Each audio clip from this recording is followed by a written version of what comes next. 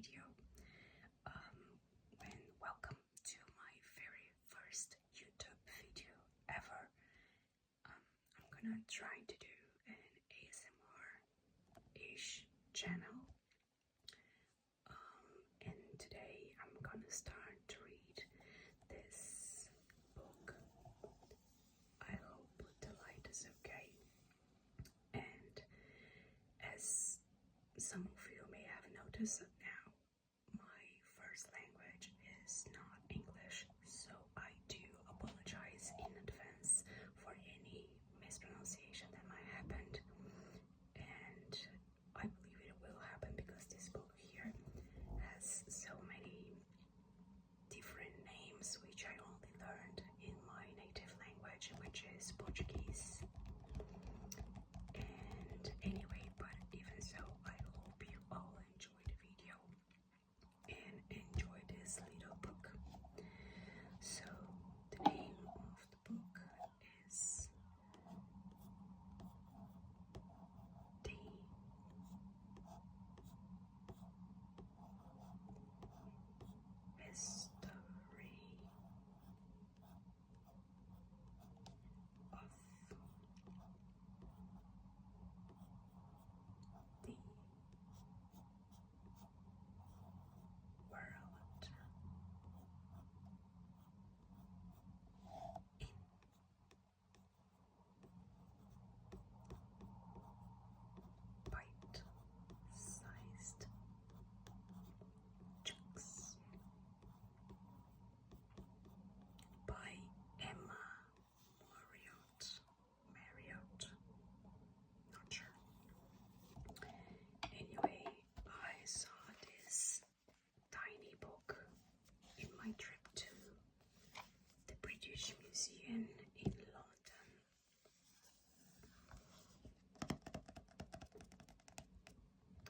And I thought it looks really nice, and to be honest, I never read a history factorial book since school by obligations, so I thought this one would be good to, try and diversify my readings. A pithy and comprehensive guide to everything you need to know about the world's major historical events, from ancient civilizations to the end of the Second World War. Full of all the essential facts and details, this book takes you on a journey from Empire of Alexander the Great to China's Tang Dynasty, the Age of Enlightenment, the American Civil War, and beyond. Leaving no stone unturned, the history of the world in bite-sized chunks gathers together the strands of time to discover how the modern world came to be as it is. Sounded very interesting to me to, remember some facts. And since I have finished high school, I don't know, 2011, yeah, in Spain, almost 13 years. So, the title again, The History of the World in Bite-sized Chunks. I hope you can hear this. It does sound really nice.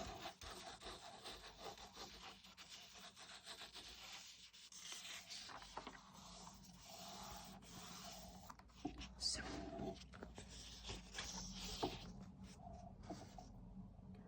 Chapter 1, First Empires and Civilizations, 3500 before Christ to 800 before Christ. Middle East and Africa, 2nd, 11 to 20. Sumeria, Ancient Egypt, the Old Kingdom. Ancient Egypt, the Middle and New Kingdoms. Babylonia, Hittite Empire,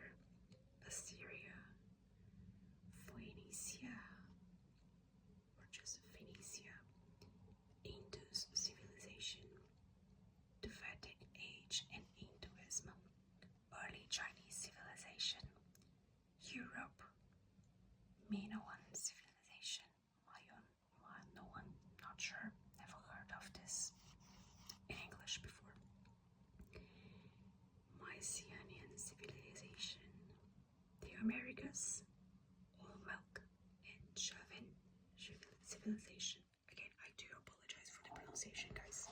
I'm also quite, learning.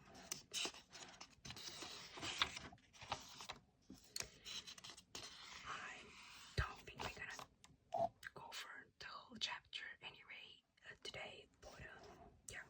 Anyway.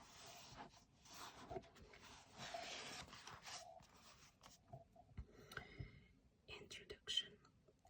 Our aim with this book was to encapsulate near 5,000 years of world history in one relatively slim volume.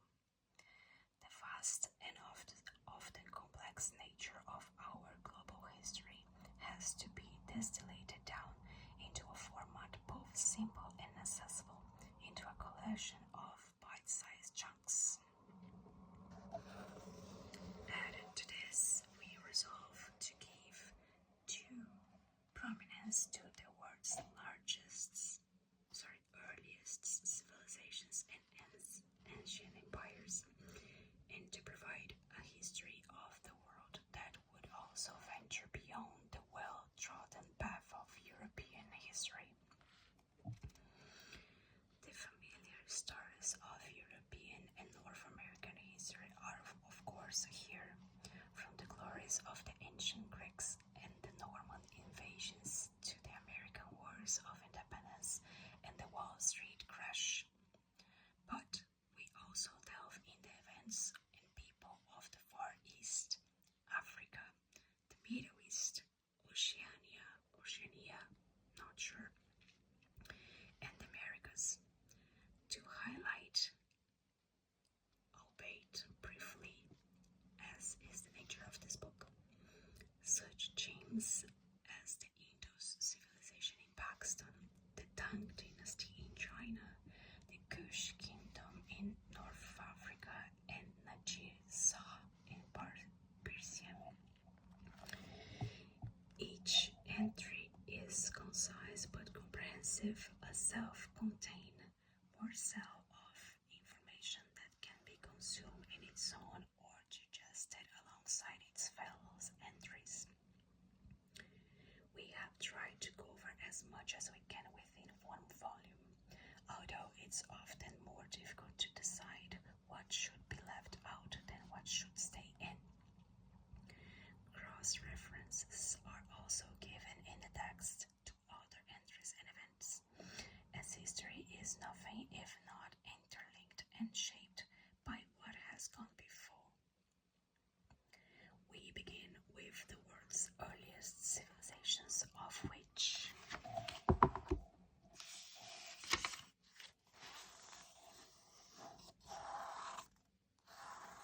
this sounds very good even though my nails are very short.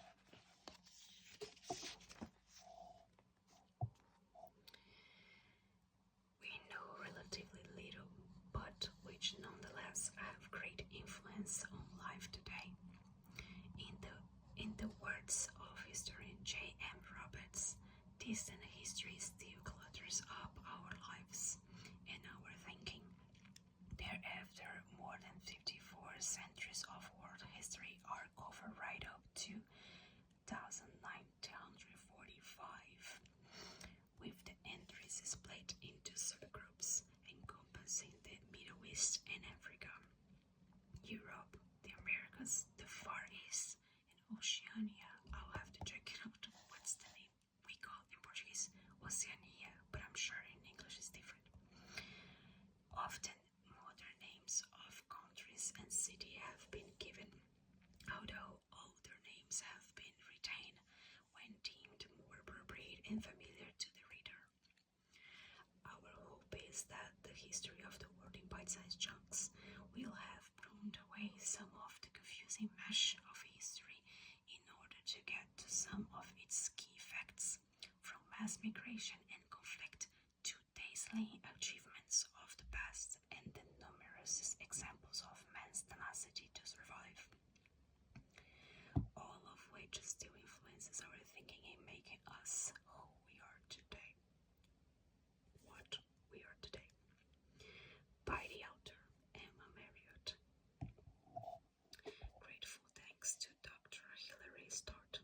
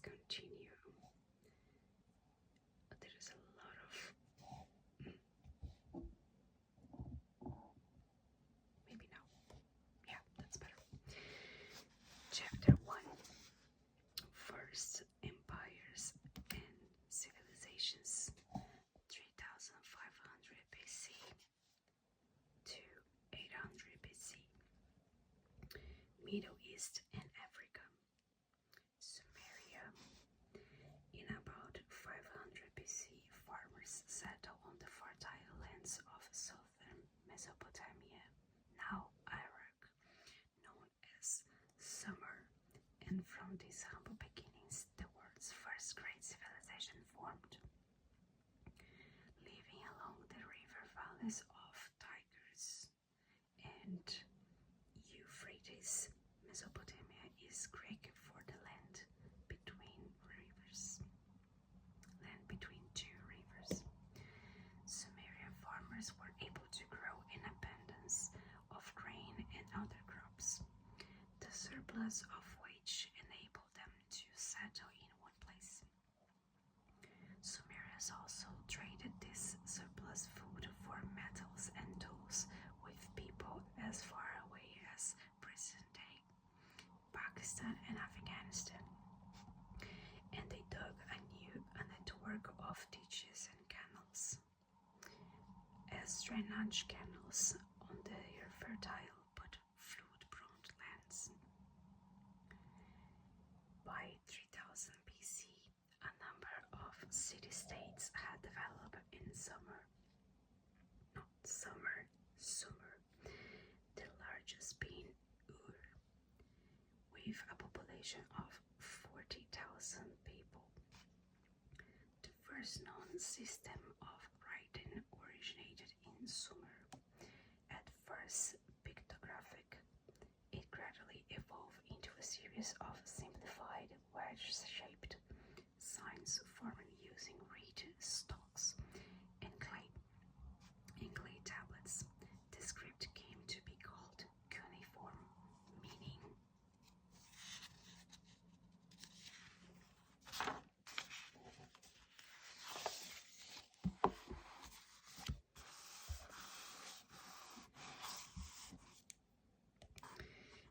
wedge-shaped in Latin. Sumerians also devised complex administrative and legal system, developed wheeled vehicles and potter's wheels, and built great ziggurats and buildings with columns and domes. The first great empire of Sumer was established by Sargon, king of Akkad, an ancient kingdom situated north of Sumer. In about 23,000. The first great empire of Sumer was established by Sargon, king of Akkad, an ancient kingdom situated north of Sumer, in about 2350 BC. All Sumerian cities were united under his control, and the empire stretched from Syria to the Persian Gulf. This dynasty was destroyed in about 2200 BC, but after 2150 BC, the kings of Ur re-established Sumerian authority in Sumer and also conquered Akkad, following an invasion by the Elamites, a civilization of the east of Sumer, and the sack of Ur in around 2000 BC. Sumer came under Amorite rule, out of which emerged the great city-state of Babylon. Ancient Egypt, the Old Kingdom. The first great civilization in Africa began with the settlement of the Nile Valley in the northeast of the continent in around 5000 BC. It's now thought these early settlers were from the Sahara, where some 2000 years earlier Africa's first farming societies had developed before climate change had turned the Sahara into desert. This same climate change had dried out the swamps of the Nile Valley, making it more of an attractive settlement for farming people. By the mid-4th millennium BC, the valley of the Nile was densely populated.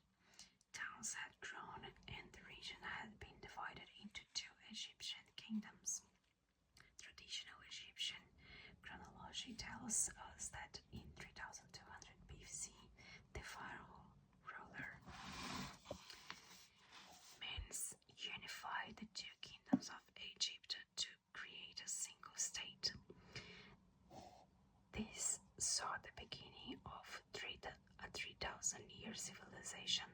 was marked by monumental tomb-building projects and a flourish of Egyptian culture. The earliest period of ancient Egypt, known as the Old Kingdom, from 2575 to 2130 BC, was ruled by a number of powerful pharaohs and saw major developments in technology, art, and architecture. During this area, hieroglyph script was developed and the Great Sphinx and Giza pyramids were constructed, during which thousands of ordinary Egyptians died. The pyramids provided for the afterlife of the pharaoh and were closely associated with the cult of the sun god Ra. The flared shape resembled the rays of the sun and provided for the deceased king a stairway to the gods.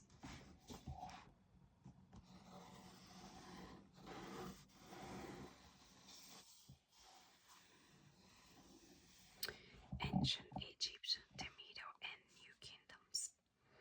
A period of stability in Egypt, known as the Middle Kingdom, from 1938 to 1630 BC, followed a century of severe drought, famine, and the collapse of central government.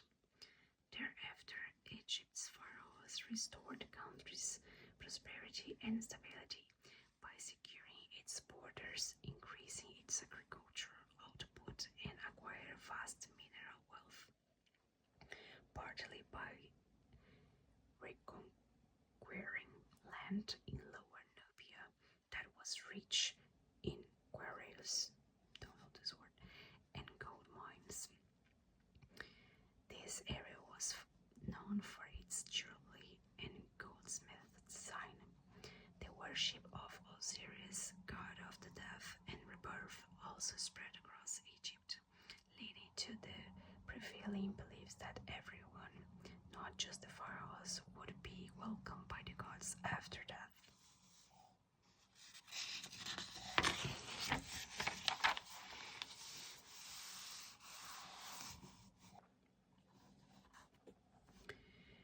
Ambitious building a mineral project along with the severe floods along the Nile led to a weakening of the pharaoh's power in Egypt, enabling foreign settlers, mainly Hyksos, who were probably from Palestine, to seize control.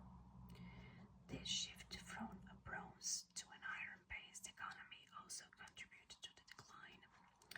This was followed by the New Kingdom, 1539 to 1075 BC, when control was re-established by the pharaohs and Egyptian influence extended into Syria, Nubia, and the Middle East. Regarded as one of the greatest chapters of Egyptian history, many great temples were built, including the pendant tubes of the Valley of the Kings. The area also included the reign of some of Egypt's most famous pharaohs, including the female ruler Hatshepsut and the boy king Tutankhamun. Following the death of Egypt's largest great pharaoh Ramses III in 1070 BC, Egypt went into slow decline as it split into several small kingdoms. In around 719 BC, the Kushites conquered Egypt and ruled as pharaohs until they were pushed back to their own borders by Assyrian in 656 BC. Assyrian rule was followed by Persian conquest in 525 BC, occupation by Alexander the Great in 332 BC, and finally Roman conquest in 30 BC.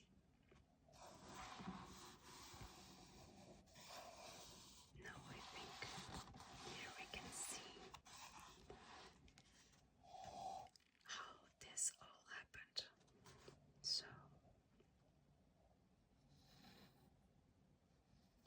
Yeah, Assyrian Empire, Sumeria and Babylonia in this area here. In the, of course, Egyptian Empire here and here. Yeah, plenty of things going on here. Ghana Bantu migration.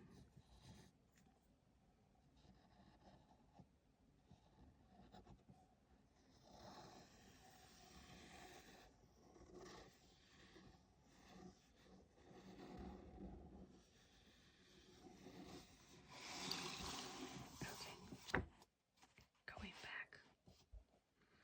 So Babylonia, political power in Mesopotamia, eventually moved north to the city of Babylonia in Akkad, so that the entire plain became known as Babylonia. The first great dynasty of Babylon lasted about 300 years from around 1894 BC, reaching the peak of its influence under King Hammurabi, 1795 to 1750 BC.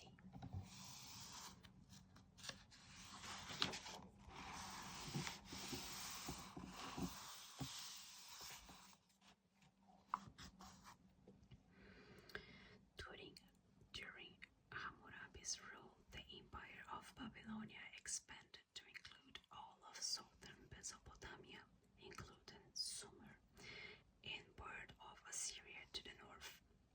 Hammurabi is famed for instituting the world's first known set of laws, the Code of Hammurabi, and also promoting science and scholarship. After Hammurabi's death, the Babylonian Empire declined, and from 1595 BC was dominated by Hittites and then by Kassites, mountain people from the east of Babylonia, who established a 400 years dynasty. During this time, Assyria broke away from Babylonia, and a struggle ensued over several centuries for the control of Babylon. It started raining. I actually hope you can hear that because it's very relaxing, I think. Where was I? Well, Assyria broke away from Babylonia and a struggle ensued over several centuries for the control of Babylon. By the 19th century BC, Assyrian kings ruled Babylonia until the fall of Assyrian Empire in the late 7th century BC. Thereon, Babylonia fell under the power of Chaldeans, a little-known Semitic people, and the empire prospered again, most notably under Nebuchadnezzar II, 604 to 562 BC. He conquered Assyria and Palestine and revitalized the city of Babylon, rebuilding the temple of Marduk, the main god of Babylonia, and constructing the celebrated Hanging Gardens. In 539 BC, Babylon was invaded by the Persians under Cyrus the Great, and the Babylonian Empire came to an end, although the city of Babylon remained important well into the 4th century BC.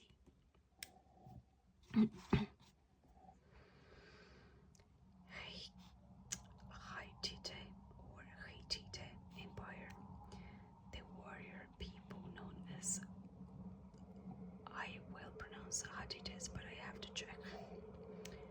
Hittites, one of the greatest powers of the Bronze Age, ruled much of modern-day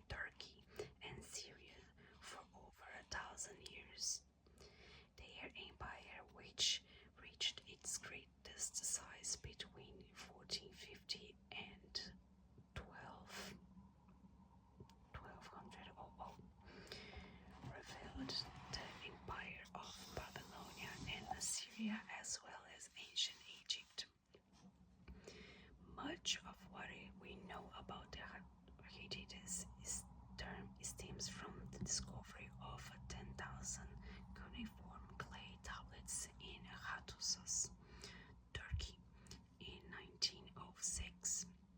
This, along with the remains of some of their ancient cities, revealed that the Hittites were feudal tribesmen who, not long after 300 BC, swept south from a region north of the Black Sea into Anatolia or Asia Minor, which is today the Asia part of Turkey.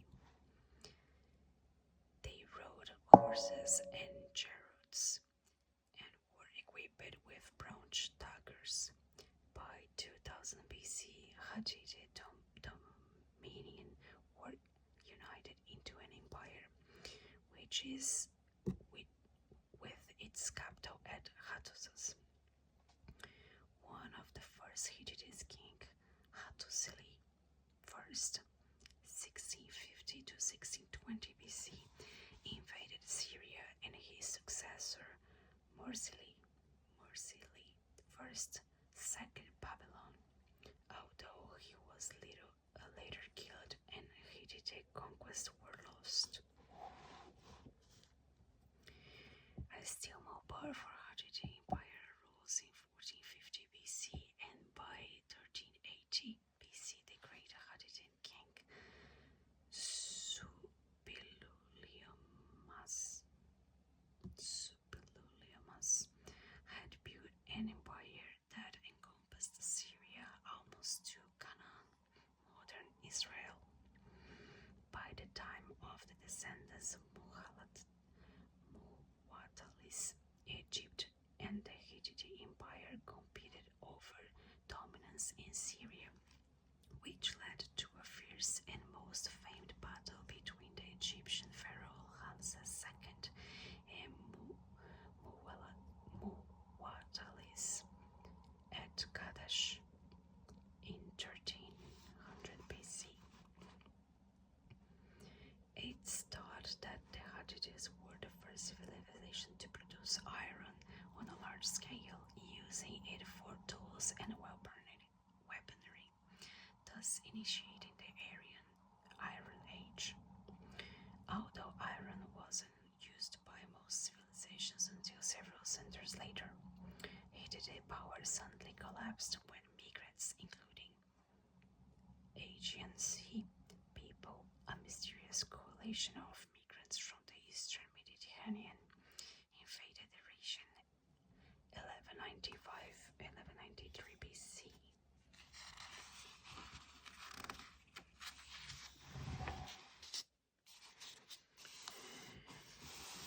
Guys, I think I'll leave it to it today, and we continue in the next video, starting with Assyria on page 18. I hope you guys had enjoyed it so far. Leave a thumbs up if you did. Hope you find it either relaxing or informative. Thank you so much for watching. I'll see you in the next video.